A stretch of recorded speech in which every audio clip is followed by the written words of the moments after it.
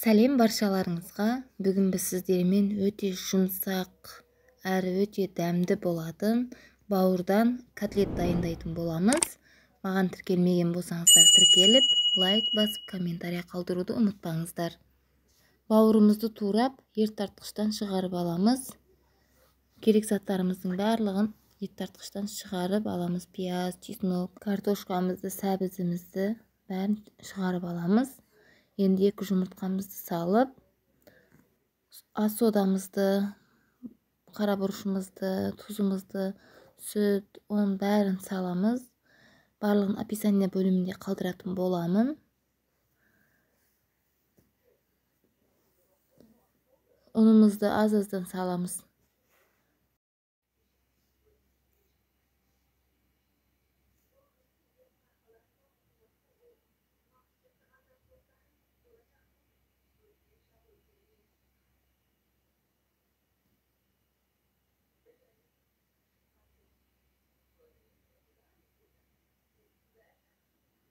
Осылай бәрін араластырып аламыз.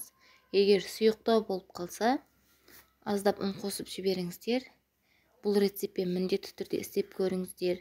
Егер де котлеттеріңіз ұқсамай қалса, қатты болып қалса, осы рецептпен істесеңіздер, міндетті түрде жұмсақ болып шығады.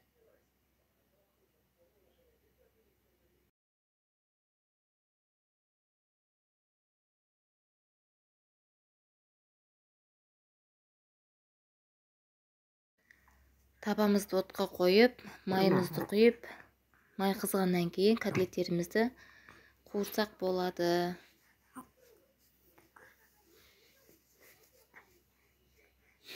Екі шетінде қызартып қуырып аламыз.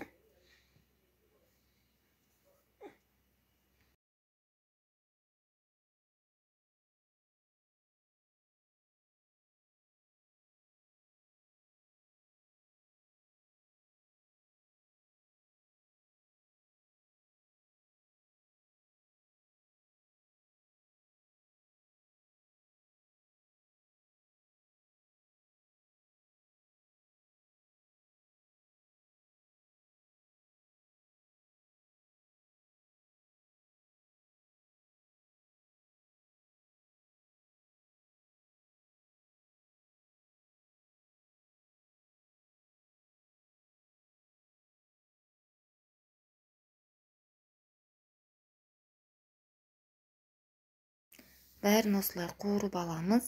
Көріп тұрғандарыңыздай. Екі шетінде қызартып. Күйдіріп жібермейміз. Өте жұмсақ әрі дәмді болды.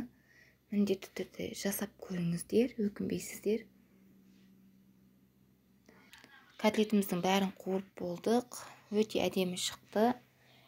Менімен болғандарыңызға рахмет. Басқа да рецепттер шығаратын боламын алдағы уақытта.